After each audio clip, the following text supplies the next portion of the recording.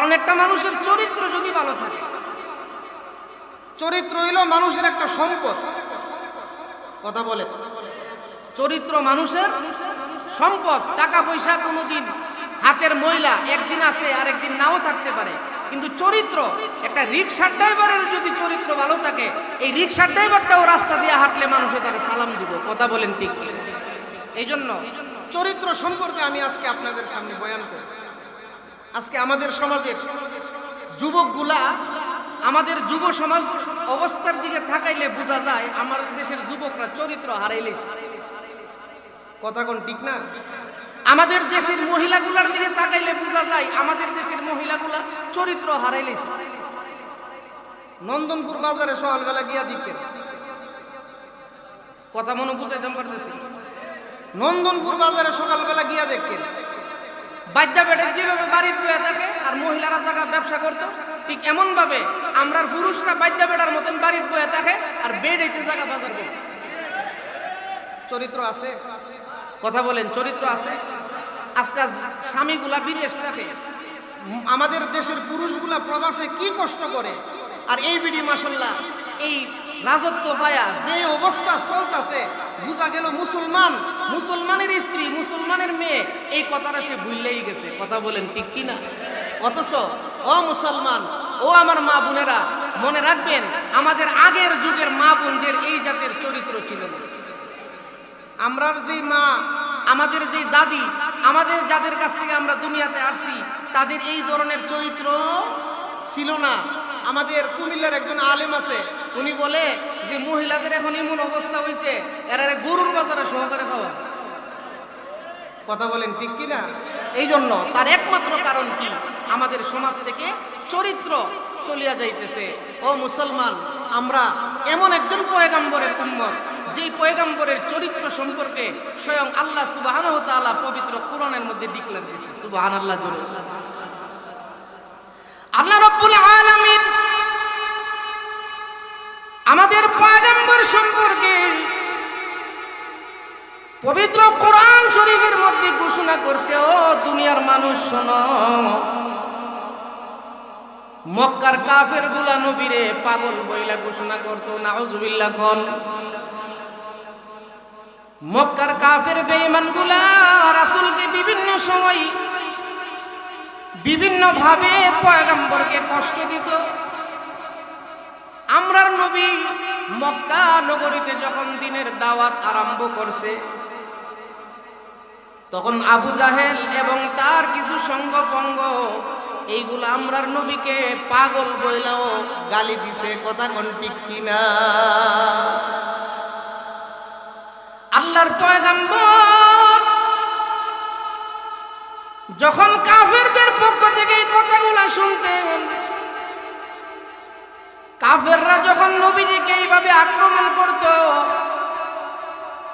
বিভিন্ন ভাবে নবীজিকে গালি দিত, বিভিন্ন কুরুচিপূর্ণ কথাবার্তা বলতো, আল্লাহর পয়গম্বর মাঝে মধ্যে মন খারাপ কইরা লাইতো। কিন্তু আল্লাহ রাব্বুল আলামিন কোরআনের মাধ্যমে নবীদের সান্ত্বনা দিতেন। জুরে কোন সুবহানাল্লাহ। যেদিন মক্কা থেকে হিজরত করে মদিনায় যায়, গভীর রজনীতে আল্লাহর পয়গম্বর যখন মদিনার পথে নবীজি রওনা হয়েছে, কিন্তু রাসূলের দিল থেকে, রাসূলের ভিতর থেকে মক্কার মায়া কোনোদিন যায় নাই। কথা কোন ঠিক কিনা? কারণ মাতৃভূমির একটা মায়া আছে, মাতৃভূমির জন্মস্থানের একটা মহব্বত আছে। আপনার ছেলে ঢাকা চাকরি করে বড় বাসা লইছে, গ্রাম থেকে মা বাপকে নিছে, মা বাপে ঢাকা গিয়া ভাল লাগে না। কথা কোন ঠিক কিনা? কেন? মা বাপে তো না, আমি গ্রাম ওই মাইল্লা তবে আমি শান্তি আছি। আল্লাহর রাসূল সাল্লাল্লাহু আলাইহি সাল্লাম যখন মক্কা ছাইরা মদিনার দিকে যায়, বারবার নবীজি মক্কার দিকে নবীজি নজর করে, মক্কার দিকে তাকায়।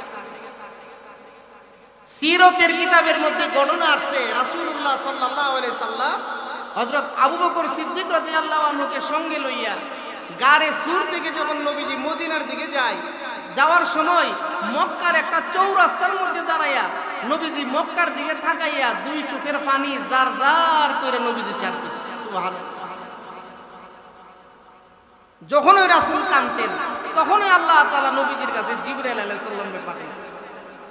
সুবহানাল্লাহ, জোরে কই। রাসূল যখন ওই কাঁদতেন, চোখের পানি ছাড়তেন, সান্ত্বনা দেওয়ার জন্য আল্লাহ তাআলা সঙ্গে সঙ্গে জিবরাইল আলাইহিস সালামকে পাঠিয়ে দিতেন।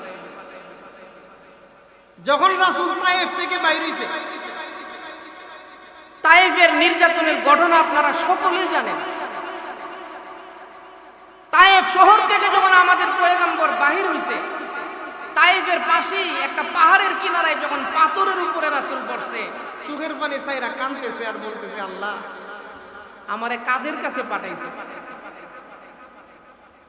আল্লাহর পয়গম্বর যখন এরকম ভাবে চোখের পানি ছাইরা কান্দে, আল্লাহ তাআলা সঙ্গে সঙ্গে জিবরাইল আলাইহিস সালামকে পাঠাইছে আমার আপনার পয়গম্বরকে সান্ত্বনা দেওয়ার জন্য। সুবহানাল্লাহ। আল্লাহর ফেরেশতা জিবরাইল নবীজির দরবারে এসে বলতেছেন, নবী গো, তায়েফের মানুষগুলো আপনাকে চিনে না, একটু বদদুয়া দেন আপনি। তায়েফবাসীর জন্য একটু বদদুয়া করিয়া দেন। তায়েফের দুই পাশে পাহাড় আছে, ওই পাহাড় দিয়া ওই তায়েফবাসীকে আল্লাহ তাআলা ধ্বংস করিয়া দিবে। ও মুসলমান, তখন নবী কি বলছে? তখন নবী নূহ আলাইহিস সালামের মতন বদদুয়া দিছে। কেমন পয়গম্বরের উম্মত আমরা! আল্লাহর পয়গম্বর বলতেছেন, জিবরাইল,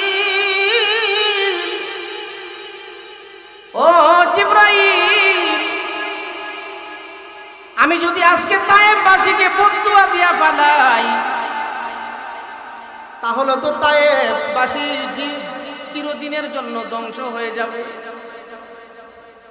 আর আমি পয়গম্বর যদি বদদুয়া না দিয়া দোয়া করি, আজকে তারা মুসলমান হয় নাই, কিন্তু তাদের প্রজন্ম ভবিষ্যতে মুসলমান হইতে পারে। কথা কোন ঠিক কিনা? নবীজি বদদুয়া দিয়েছে। উমর রাদিয়াল্লাহু আনহুকে নিয়ে নবীজি বসা। মদিনার কবিলা থেকে একজন শক্তিশালী পুরুষ, মদিনার এক কবিলার একজন শক্তিশালী পুরুষ দরবারে নিয়ে আসছে রাসূলের সামনে। আয়েশা নবীজির ঘরের দরজার সামনে দাঁড়ায় ডাক দিছে, মুহাম্মদ ঘরে আসেনি।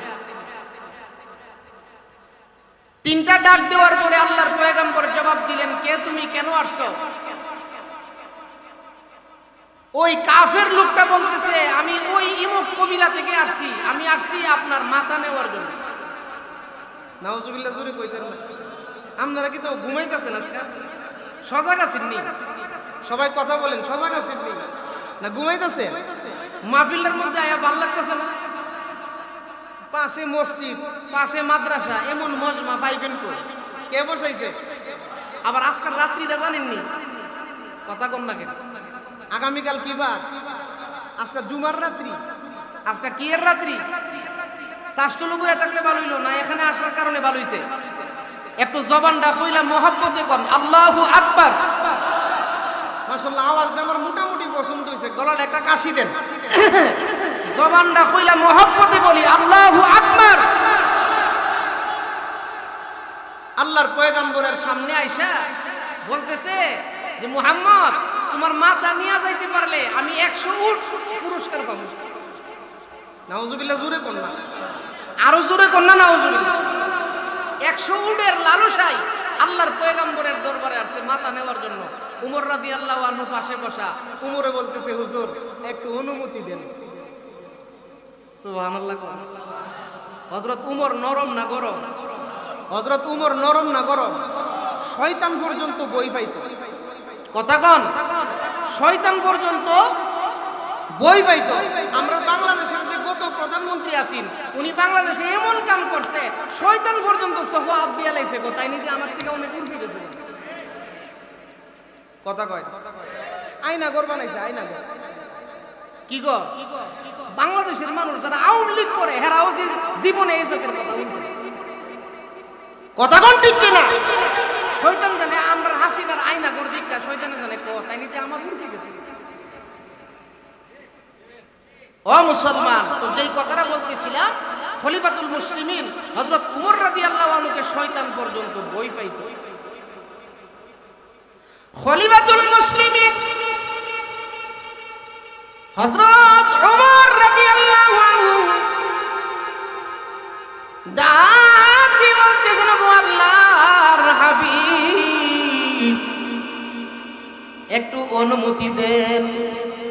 নবী গো, আমি আপনার অনুমতির অপেক্ষায় আছি, একটু অনুমতি দেন। যেই কাফের আসছে আপনার মাথা নেওয়ার জন্য, আমি উমর যাইয়া তার শরীর থেকে তার মাথাটা আলাদা করিয়া দেব। পয়গম্বর ডাক দিয়া কই, উমর তুমি গেলে তার মাথা আলাদা কইরা তারে চিরদিনের লেগে হত্যা কইরা লাগবে, আর আমি নবী গেলে তারে কালিমা পড়ে মুসলমান বানাবো। কোনটা করতে? সুবহানাল্লাহ জোরে কও। তুমি গেলে তারে কি করে লাইবা? চিরদিনের লেগে শেষ করে লাইবা। আর আমি নবী যদি তার সামনে যাই, আমার পবিত্র চেহারা দিকটা কালিমা পড়ে লাইব। কোনটা করতে? উমর রাদিয়াল্লাহু আনহু ডাক দিয়া কই, ইয়া রাসূলুল্লাহ আপনি যেটা ভালো মনে করেন। আল্লাহর পয়গম্বর ওই কাফেরের সামনে গিয়া দাঁড়াইলেন। ও মুসলমান, নবীদের চেহারা মুবারকের মধ্যে দুইটা জিনিস ছিল। নবীদের চেহারা মুবারকের মধ্যে রূপ ছিল, রূপ। রূপ হইল এমন দুইটা জিনিসের নাম, দেখলে মায়া লাগে আবার ভয় লাগে। সুবহানাল্লাহ জোরে কোন। দেখলে মায়াও লাগে আবার ভয়ও লাগে। আমরা ব্রাহ্মণবাড়িয়ার গুরু হুজুরকে দেখলে মায়া লাগতো আবার ভয়ও লাগতো। গুরু হুজুরের সামনে দাঁড়ায়া কেউ কোনো সময় কথা কইতে পারছে না। কথা বলেন ঠিক কিনা? ফখরে বাঙ্গালের চেহারার মধ্যে দুইটা জিনিস আছে, দেখলে মায়াও লাগতো আবার ভয়ও লাগতো। কথা কোন ঠিক কিনা? আমাদের মালিয়াতা মাদ্রাসায় আমরা যে উস্তাদরা আছে, এখনো দেখলে আমরা ভয় পাই আবার মায়াও লাগে। এটার নাম হলো রূপ। এটার নাম কি? দেখলে ভয়ও লাগে মায়াও লাগে। পুলিশ দেখলে ভয় লাগে, মায়া লাগেনি। কথা কয়, পুলিশ দেখলে ভয় লাগে কিন্তু এটা রোগ না। দেখলে ভয় লাগে কিন্তু মায়া। আর এখন বাংলাদেশের পুলিশ তোমাকে ডরা না। কথা কোন ঠিক কিনা? ও মুসলমান, পুলিশ দেখলে ভয় লাগে কিন্তু মায়া লাগে না। আর আল্লাহর ওলি দেখলে ভয়ও লাগে মায়াও লাগে। ব্রাহ্মণবাড়িয়ার গুরু ডাক দিলে পুরোটা বম বেড়ে জমে যাবে। আগুন পুরার কাহিনী আপনারা মুরব্বীরা অনেকেই জানেন। কথা কোন ঠিক কিনা?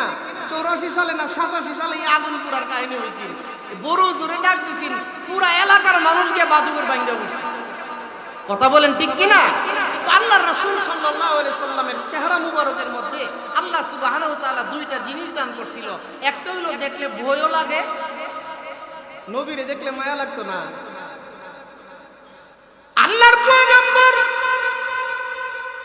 যখন ওই কাফেরের সামনে গিয়ে দাঁড়াইছে, কাফেরের হাতের মধ্যে তরবারি, নবীজি তাকে ডাক দিয়ে বলতেছেন, বাবা আমার বাড়িতে আসছো তুমি আমাকে হত্যা করার জন্য। আমি কোনোদিন তোমার বাড়িতে গেছিনি তোমারে হত্যা করতে। ও মুসলমান, ও যুবক, চরিত্র কারে বলে?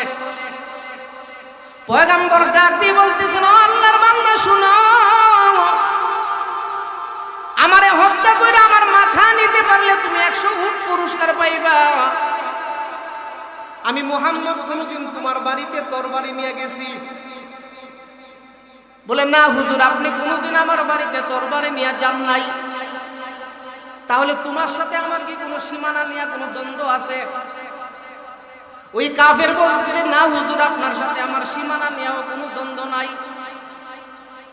আল্লাহর পয়গম্বর যখন এইভাবে কাফের লোকটাকে প্রশ্ন করতেছে, আমার আল্লাহ রাব্বুল আলামিন ওই কাফেরের অন্তরে হেদায়েতের লাইটটা আল্লাহ তাআলা জ্বালায়া দিয়েছে। জোরে বলুন সুবহানাল্লাহ।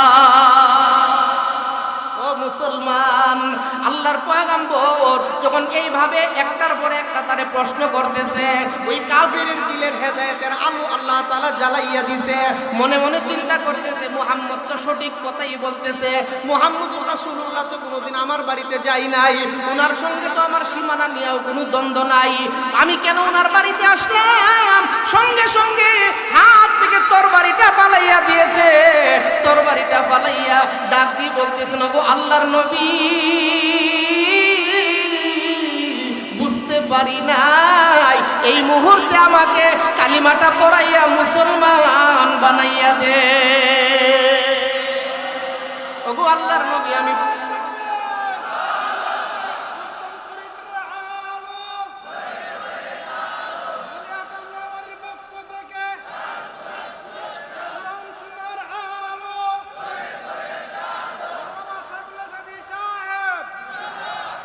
ও মুসলমান, তুই যে কথাটা বলতেছিলাম, আল্লাহর পয়গম্বরের চরিত্র ছিল এরকম, সামনে গেছে নবীজির চেহারা মুবারক দিকে কালিমা পয়রা লাইছে, এরকম ঘটনা আছে কিনা নাই? আরো জোরে কোন। এক ছেলে, কিতাবের মধ্যে ঘটনা আসছে, আল্লাহর রাসূল মক্কাতে ছিল বাড়ি, তার বাবা মারা গেছে, মা আছে। তার মা তারে কইছে, বাবা জীবনে যার কাছে যাও না কেন, জীবনে কোনোদিন মুহাম্মদের কাছে যাও না। নাউজুবিল্লাহ জোরে বল। সে বলতেছে, কেন? মুহাম্মদের কাছে গেলে তোমারে বদলাই লইব, তুমি অন্য ধর্মে যাইবা, এই কারণে মুহাম্মদুর রাসূলুল্লাহর কাছে কোনোদিন যাও। মা এই কথা বইলা দিছে। দেওয়ার পরে এই যুবক ছেলেটা একদিন হঠাৎ করে বাড়িতে গিয়ে দেখে তার মার কাপড় ছিঁড়া গেছে, কাপড় নাই। এখন তার কাছে কোনো টাকাও নাই, কিন্তু সে ছিল মা ভক্ত। কি ভক্ত? অনেক ছেলে আছে দেখেন বাপের থেকে মারে বেশি মহব্বত করে, কথা কোন আছে কিনা নাই? বিদেশ গিয়া মারে ফোন করে করে কান্দে। অনেক ছেলে মেয়ে আছে মার সাথে খুব ঘনিষ্ঠ সম্পর্ক। এই ছেলেটা বিভিন্ন জায়গায় ঘুরতেছে, আয় রোজগারও করতে পারে না, টাকা পয়সাও নাই। মার জন্য যে একটা কাপড় আনবো, এই কাপড়টা কিনার সে টাকা পয়সা পাইতেছে না। এক লোকে কইতেছে যে, বাবা একটা কাজ করো, মক্কার হেরেমের ভিতরে মুহাম্মদুর রাসূলুল্লাহ পয়সা রইছে, তার কাছে যাও, তোমার মার কাপড়ের ব্যবস্থা করে দিও। আরো জোরে কর না সুবহানাল্লাহ। এই ছেলেটা মা আগে না করে রাখছে মুহাম্মদুর রাসূলুল্লাহর কাছে যাইতো, আরেক বেটা কইছে নবীর কাছে গেলে কাপড় পাওয়া যাইবো, তো আল্লাহর রাসূল সাল্লাল্লাহু আলাইহি সাল্লামের কাছে গেছে, গিয়া কইতাছে, ওগো আল্লাহর নবী, আমি তো কালিমা পড়ছি না, আর কালিমা পড়তামও না, কারণ আমার মা না করছে। আমি আসলাম আপনার কাছে, আমার মার কাপড় নাই, একটা কাপড়ের ব্যবস্থা করার জন্য আপনার কাছে কোনো সুযোগ আছে? আমাদের নবীজির গায়ের মধ্যে ইয়ামনি একটা চাদর ছিল। সুবহানাল্লাহ। আল্লাহর পয়গম্বর যখন ওই যুবকটা নবীজির সামনে আসলেন,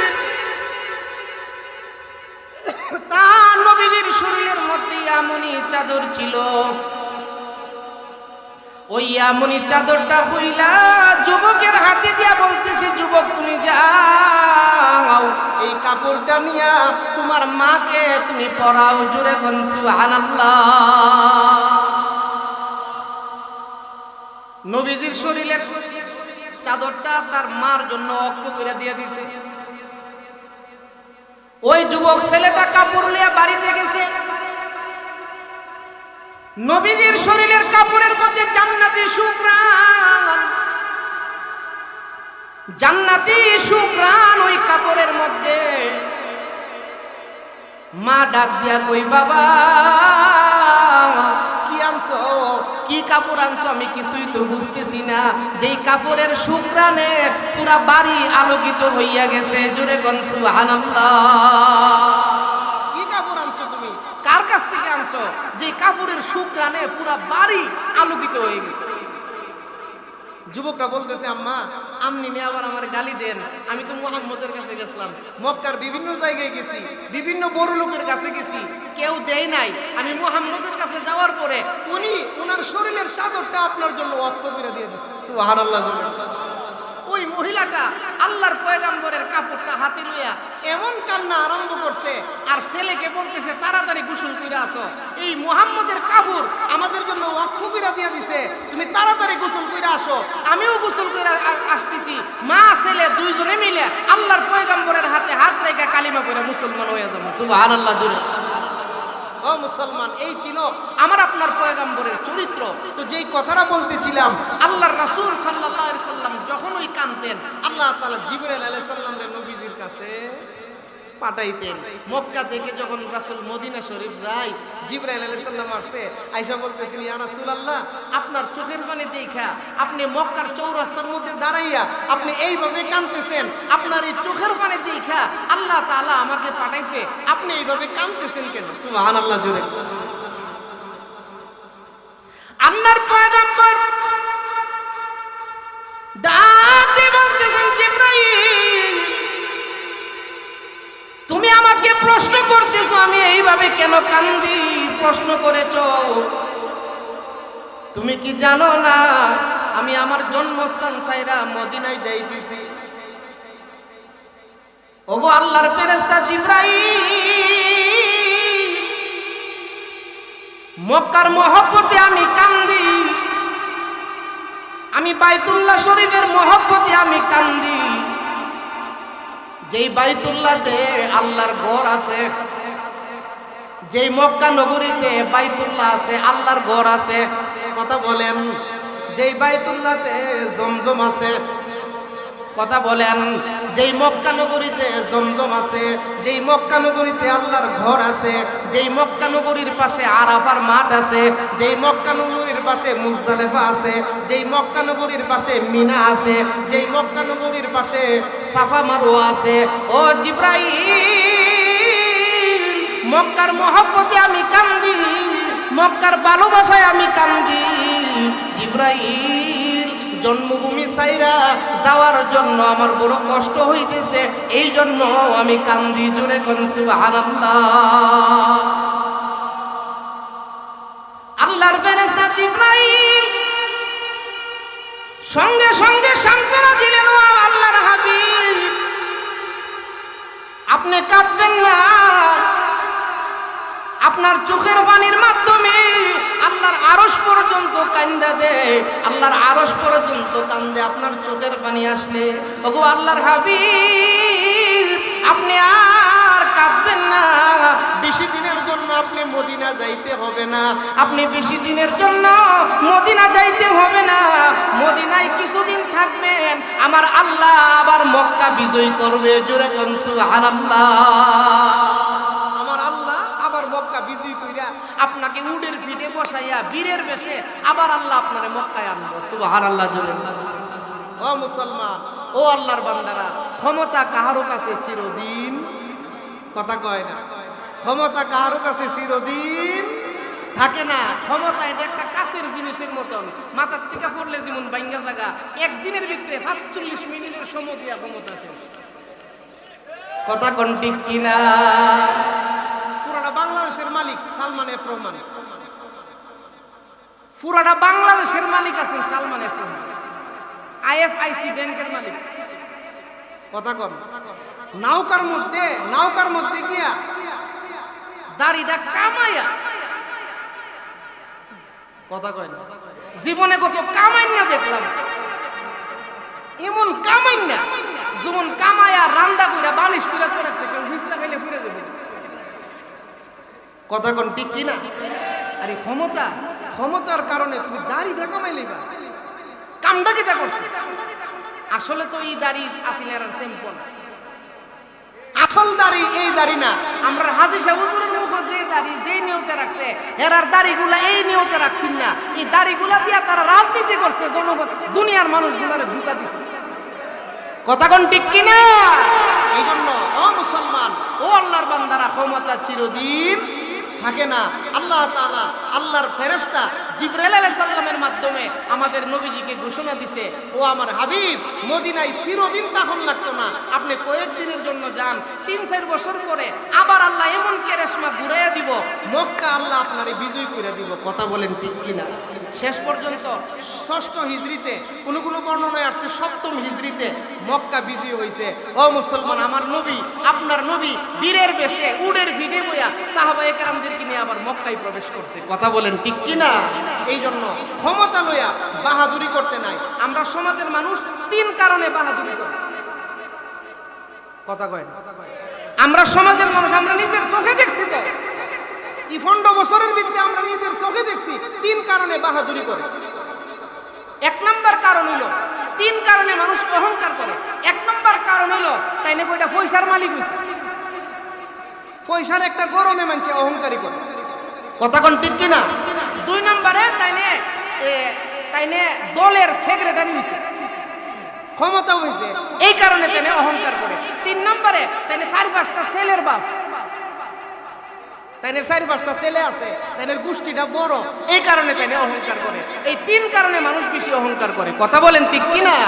ও মুসলমান, মনে রাখবেন, ছেলে মেয়ে কে দিছে? এক বেটা বিয়া করছে, 30 বছর হয়েছে, বাচ্চা হয় না। আর আরেক বেটারে আল্লাহ 5টা ছেলে দিছে, এই কারণে আপনি ছেলে মেয়ে অহংকার করবে। কে দিছে? আরো জোরে, কে দিছে? তোমার 5 ফুটের বাপ বেটা তো 4 লোক চা খায়া বিল দে না। কথা কর, 4 লোক চা খায়া বিল জমাই লিছে 2500 টাকা। তো 4 দোকানদারে কইতাছে, ভাই সাহেব 2500 টাকা বিল জমাই লিছি, আমি একটা 4 ছোট্ট একটা 4 আমার টেহাটা দিতেন না। 4 মালিক কি লেগে বিলটা চাইলো, বেটা পাঞ্জাবির হাত বলা আরম্ভ করে দিছে, কিরে কই টেহা মাইরা লাইছি রে।